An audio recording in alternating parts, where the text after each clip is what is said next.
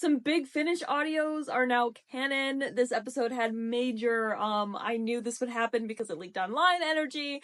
And wow, do I have a lot to talk about with Wish World, which is the most recent episode of Doctor Who that I will be reviewing and discussing today. If this is your first time joining me, seriously, where have you been this time? But for some context, before this season started, I had one of my cats in a percentile die predict the quality of each episode. So let's go ahead and see what my cat, Kevin, predicted this episode would be like and whether or not the reality was up to the wish.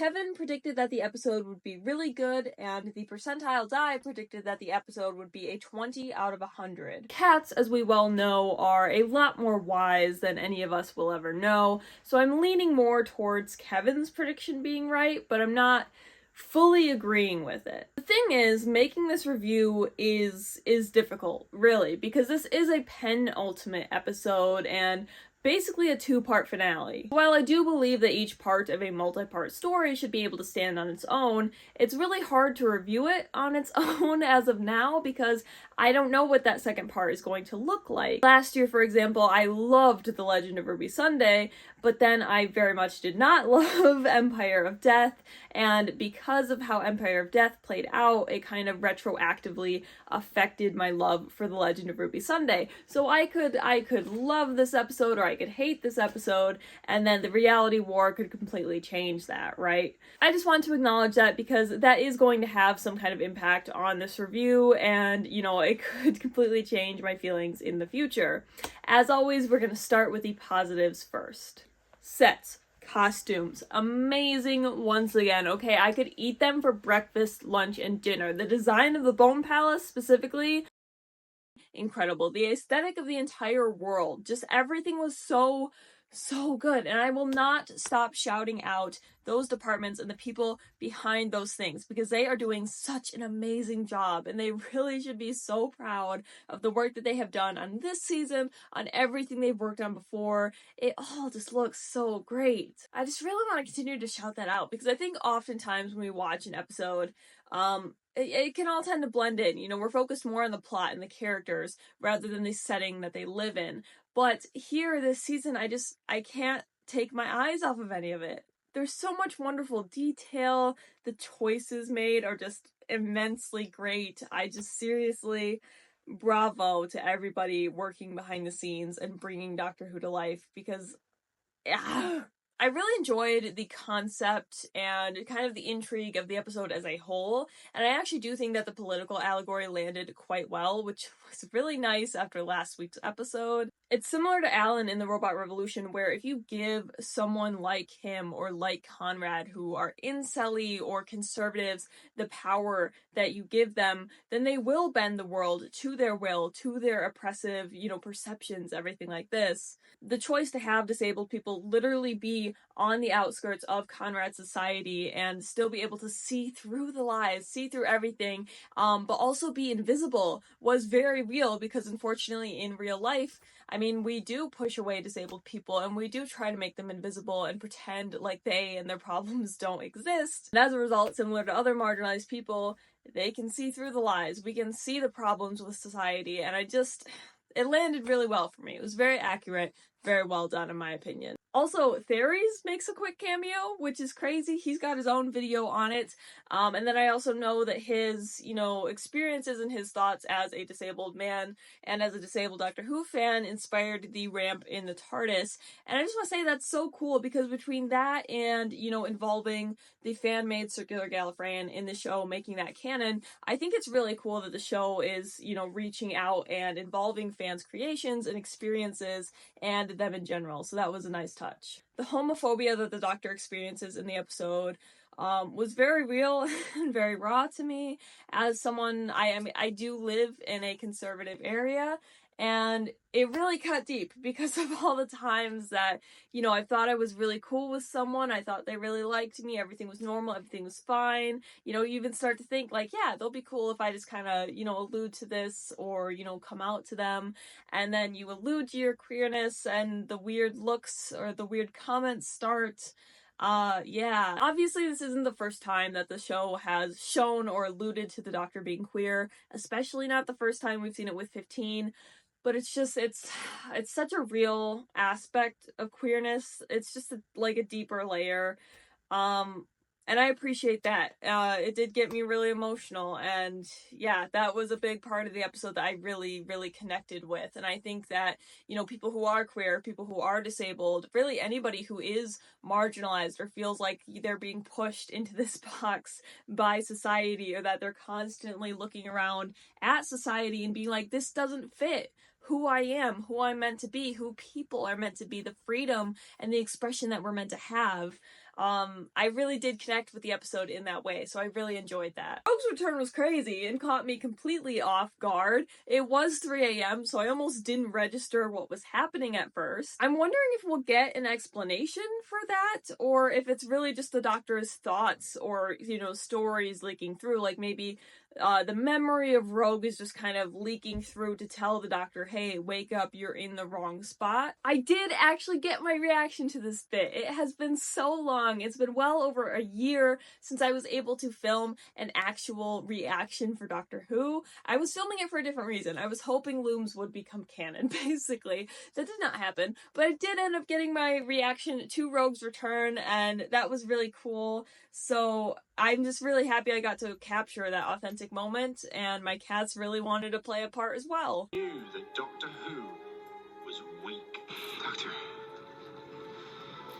can you hear me? What? How much time? They're coming. What the fuck? What the Hello? Thank you for that. Ariana, what are you doing here? In general, I did really like, the vibes of the episode, the mystery, seeing the Doctor get a bit John Smith human nature again was cool, seeing him break out of that reality and that mindset. I want to say, before I move on, another aspect of the allegory I did really like is that, this reality sucks. It's very conservative, it's very cookie cutter, it's Conrad's perfect reality. But the Ronnie herself and her bigger plan, so the episode in general, makes it very well known that she does not believe that this reality is right. She does not believe that Conrad's vision is right. She is literally banking on the fact that the Doctor and us will recognize that this is wrong, and that really just drives that allegory home and certifies that Conrad is a loser, and I cannot wait to see the Doctor just completely take him down in the finale. The Ronnie may be evil, but she's not evil and conservative and stupid like Conrad is, and I love it. The ending with everything slipping through, just like the coffee cups, slipping through reality, I did really, really like, and it just feels so Time Lordy to construct a fake reality and then break it apart just to break apart reality in general and sift through the pieces that's left for your own personal agenda. Yeah, that track. Archie Punjabi continues to do an amazing job bringing the Ronnie to life. I will say I'm not a massive fan, and I'm a little confused by the whole weird magic bit in the beginning of the episode. I hope that gets explained, but I will say that Ronnie could turn me into an owl, and I would thank her. She still feels very well evil and very easily frustrated about some things and completely apathetic about others. Very Ronnie, in my opinion. I know others have said she feels out of character. I think there are some out of character moments, but I still think that this interpretation works fairly well from what I've seen from the Ronnie personally. Most importantly, in my mind anyway, you may know this, I am a big fan of the Gallifrey Audio spinoff from Big Finish Productions. This episode, while revealing Omega, uses a voice line from the Gallifrey Audio Intervention Earth. I didn't pick up on this because it was 3 a.m. until somebody tracked down the voice line and posted about it on Twitter, and I have not stopped freaking out since. I stopped freaking out enough to film this review, and I have it on an outline on my little script thing, and now I'm right back there. I'm taking it, okay? I'm taking it that the Gallifrey audios are canon now. They gave me an inch, I'm taking the full mile. I want to say, I know canon is kind of subjective with Doctor Who, everything's wibbly wobbly, but still, to be validated, even in just the most minuscule way, I have gained power. I have gained validation for one of the biggest aspects of my autism, and every bit of criticism you're about to hear from me, you can write it off for all I care, because I have been fed. I have been fed. Moving on to my criticisms, because this is a review, so I still unfortunately have to include them. So much happened in this episode, and yet I feel like nothing happened. Like, Omega returned. We have the Ronnie, we had Susan, we had Rogue, we have whatever is going on with Captain Poppy, and then also Mel and Ruby and Shirley and Unit, but it all just, I don't know what to do with any of it. Mainly because almost all of it is set up, right? And I don't say that in a necessarily negative or positive way, because of course, I don't know what that setup is leading to yet. I'm torn on this. I want to say that I wish the episode as a whole was more leaned into or connected to Omega's return, but it also fits at the same time because of the whole idea of having to break reality to kind of get the power to, like, find him. I'm lukewarm on that. We won't count that as a criticism. We'll count that as a lukewarm, testing the waters. I don't know yet. I don't know. I think on rewatch it just felt very slow up until we get to that reveal point. I do also want to say, really quick, shout out to the episode for not decanonizing anything related to the Deca or the Academy era and, you know, bits of divided loyalties and fanon that we have built. Very happy about that because I was concerned. I mean, really, when you think about it, like, the Deca didn't get decanonized and Gallifrey Audio's Loki got canonized. Like, I don't know what it is to lose. I do, but not in today's case. The Ronnie as a whole does unfortunately feel a little bit too close to the Master for me.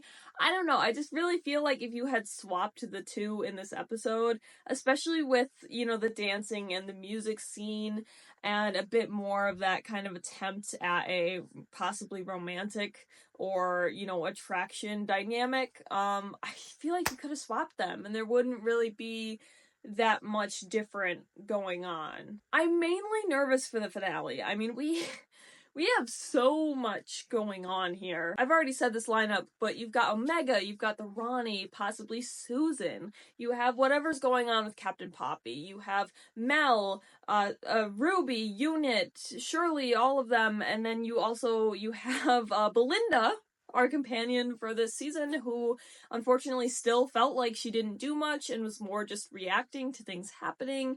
And I'm just, she will hopefully get something more here. There's also the potential destruction of reality. Like, there is just so much going on here, and I really feel like the finale, even if it is more than an hour long, is gonna be really overstuffed. I just cannot see everything that's happened this season, or especially in this era as a whole, being wrapped up in a way that is right, or at least in a way that gives enough time to these great concepts and to these big deal events and characters and things that are happening in order for them to feel like they're actually happening and not just something that gets mentioned really quick for hype and then doesn't actually pan out. I think this season has done a really great job of building things up and, you know, having them pay off or play out later on, even in some of the most unsubtle ways. I mean, for example, we get even more meat to 73 yards, right? But I mean, we're at the finish line.